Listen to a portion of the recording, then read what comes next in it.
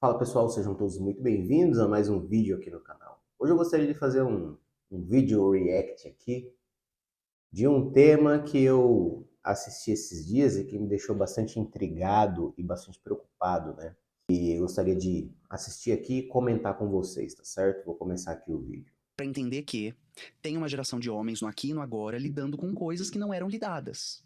É para pensar que campos de conhecimento de humanidade estão fazendo perguntas que não faziam. É para entender que. Então vamos lá. Eu não saio de casa sem referência bibliográfica, né? Uma das coisas que eu trouxe que eu achei que a gente ia discutir era esse livro.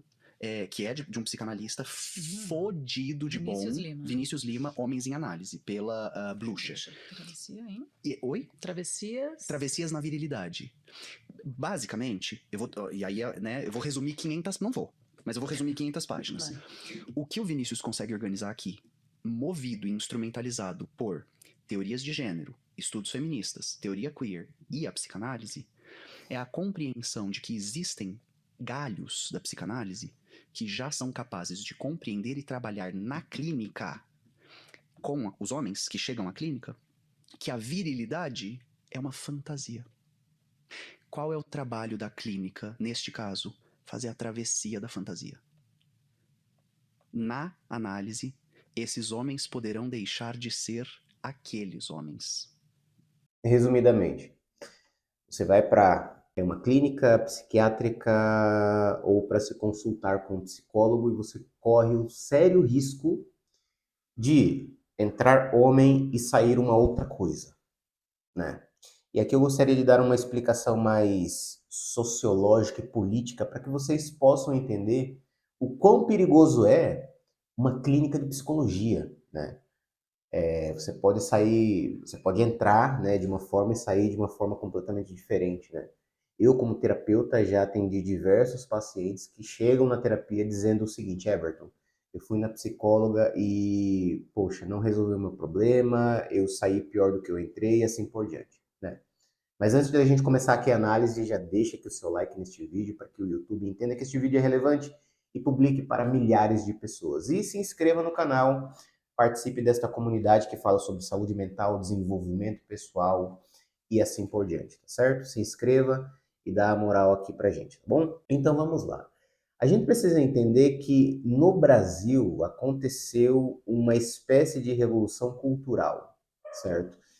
Na derrocada comunista, né, eles entenderam que aquele movimento não estava tendo uma adesão, ou seja, a guerrilha não era uma realidade muito favorável para o Partido Comunista, né? Então, dentro dessa perspectiva, eles se depararam com os estudos e as teorias de um homem chamado, de um ideólogo chamado Antônio Gramsci. E o Antônio Gramsci, é, nos seus estudos lá na prisão, né, o Mussolini havia prendido o Antônio Gramsci e ele perdeu completamente o seu poder de ação e ele começou a pensar, a teorizar como é que o Partido Comunista poderia chegar ao poder sem ter que pegar em armas, basicamente, né? Então ele entendeu o seguinte, que era necessário uma revolução cultural, ou seja, era necessário que o partido, a ideologia comunista e socialista fizesse parte do senso comum sem as pessoas identificarem que aquilo era o comunismo. Ou seja, através da linguagem, através do show business, através da mídia, através das universidades, através das escolas, seria mais fácil impregnar na mente do povo, né, das pessoas, e principalmente na educação infantil, as bases comunistas, para que quando o governo comunista chegasse ao poder, houvesse pouca resistência. Então, o objetivo dele era implantar um tipo de regime psicológico, um tipo de domínio psicológico, um tipo de poder psicológico. Então, para isso, precisou existir diversos intelectuais que ele definia como intelectuais orgânicos, ou seja, que ocupavam os espaços e ia ensinando aos poucos, né, ali as teorias comunistas, sem dizer que era comunismo, certo? Porque aí quando chegasse a citar o governo, não existisse tanta resistência. Então foi assim que o PT surgiu no país, né? Através de uma revolução cultural que aconteceu aí 40, 50 anos, e aí quando ele chegou ao poder houve pouca resistência, né? Porque basicamente o senso comum, né, era adepto da linguagem, né, de esquerda, e aí eles entraram, assumiram o poder. Mas só que não foi só nas universidades, não foi só nas escolas, não foi só na mídia, não foi só no movimento editorial que as ideias gramscianas e principalmente do socialismo foram propagadas, mas nas clínicas psiquiátricas, nas salas, nos divãs de psicologia, essas ideias foram sendo colocadas ali e as pessoas foram aderindo a elas. Então, veja bem, hoje em dia é muito perigoso você ir para um psicólogo porque ele tem essa perspectiva de, não todos, obviamente, né? É óbvio que existem diversos profissionais que são excelentes, né? Mas vão existir psicólogos e psicólogas que já têm um ódio ao masculino, né? Então eu vou soltar o vídeo aqui novamente para a gente analisar mais, né? Isso quer dizer que eles virarão o quê? Caso a caso. Bem, caso a caso, né? Você não sabe o que ele vai virar, ou seja, o indivíduo vai perder aquela identidade natural. Porque veja bem, cara, você vai falar de masculinidade partindo de uma teoria que surge no século XX, século XXI, né? Então você tem aí, a base do argumento dele é o seguinte, ó.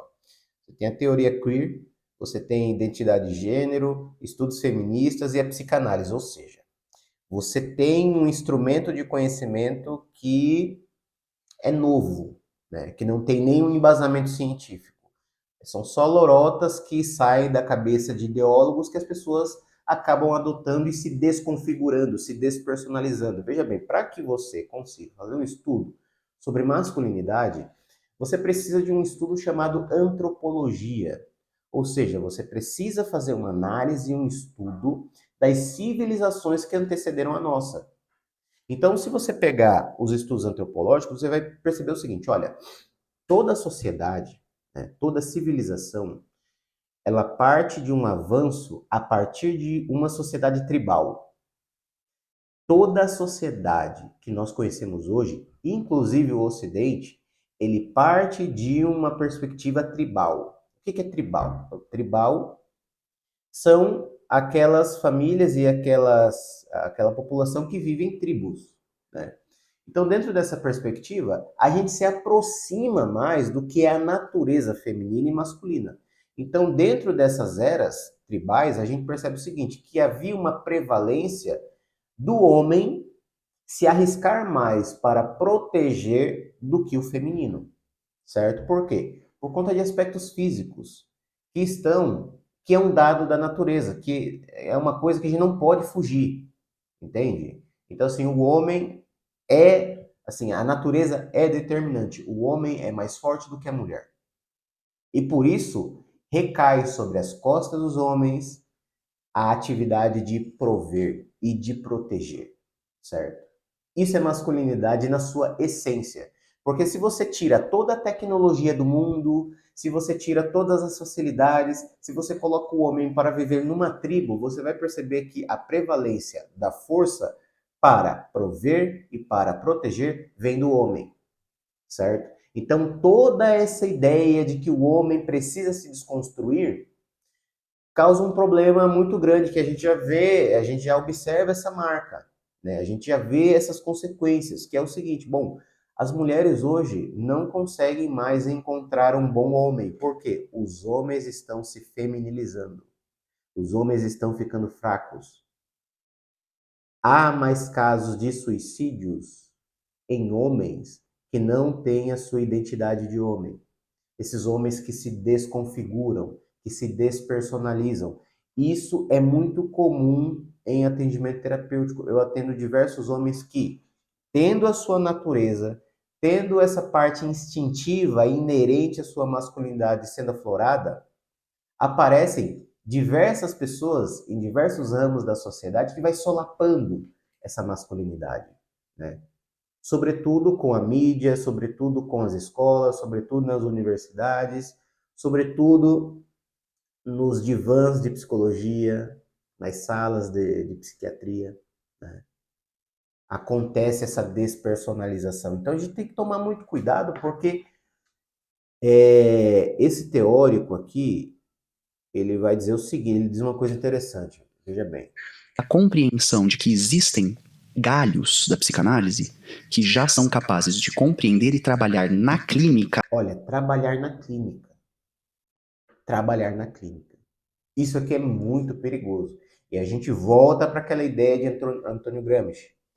Para que a revolução política seja aceita sem resistências, é necessário, primeiramente, fazer uma revolução cultural, ou seja, nós devemos ocupar diversos espaços e impregnar na cabeça do indivíduo, fazer esse domínio psicológico para que eles possam aderir sem tanta resistência às teorias socialistas e comunistas.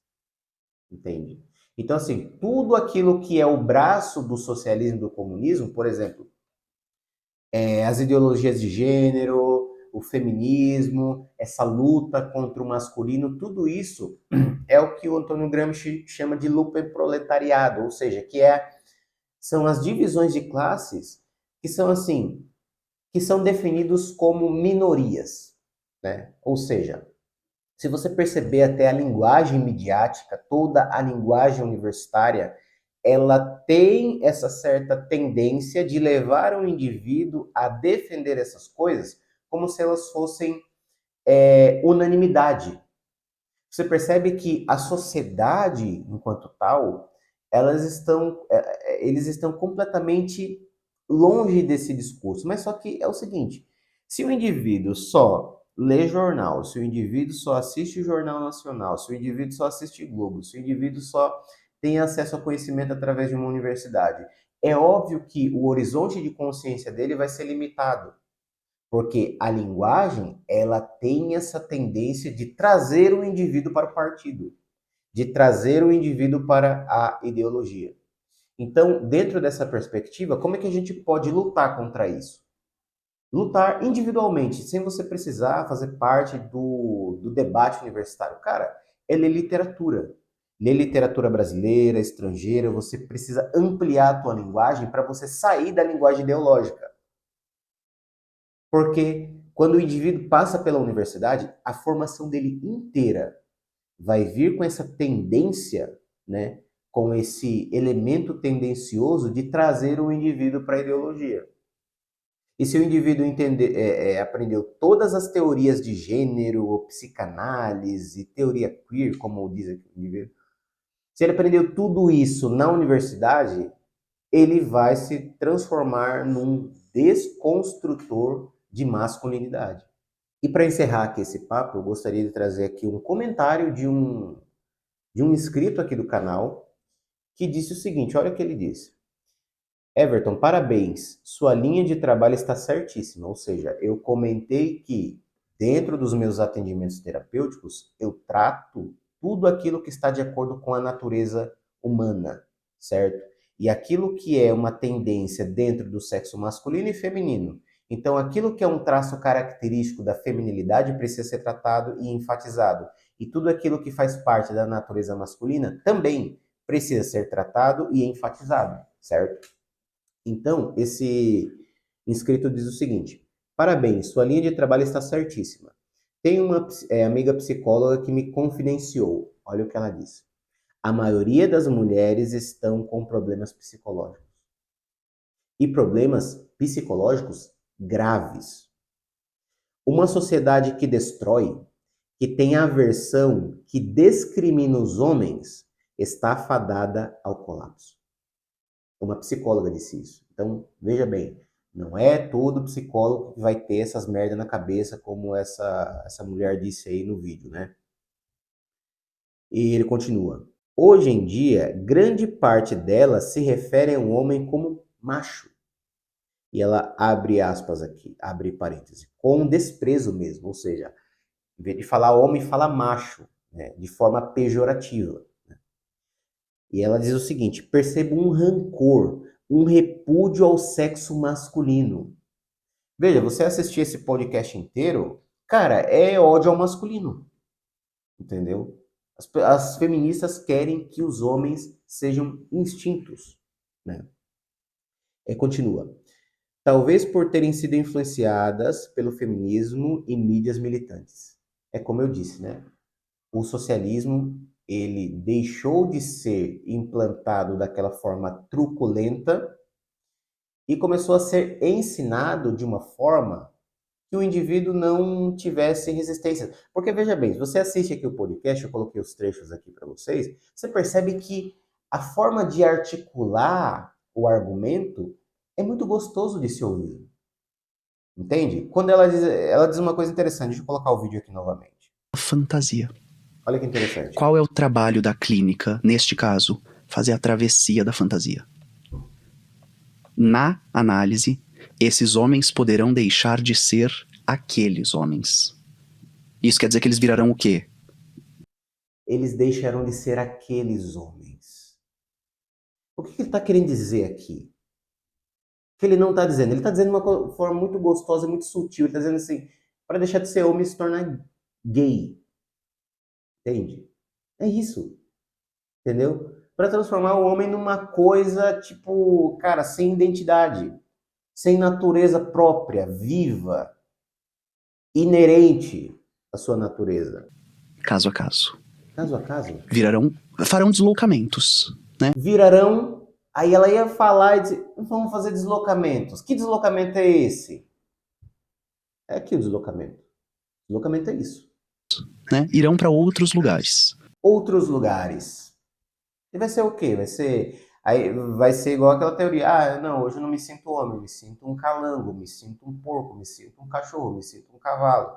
Ou seja, ele vai testar várias coisas, mas vai testar. Porra, eu não sei nem o que dizer disso aqui, velho. Isso aqui é uma palhaçada. Entende? Mas vamos lá. Eles acontecem. O que os homens estão perdendo quando eles ficam presos a tantos conceitos opressores? Viver.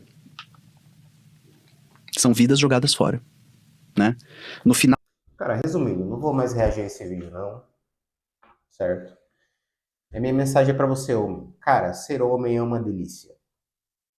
Ser homem é muito gostoso. Ser homem, prover, proteger, lutar pela família é uma das coisas mais belas que existe neste mundo, certo? Então, se você entrou na sala de um psicólogo, de uma psicóloga, ele te ensinou que você deve fazer um deslocamento, que a masculinidade é uma fantasia, cara, sai correndo dessa sala desse psicólogo, certo?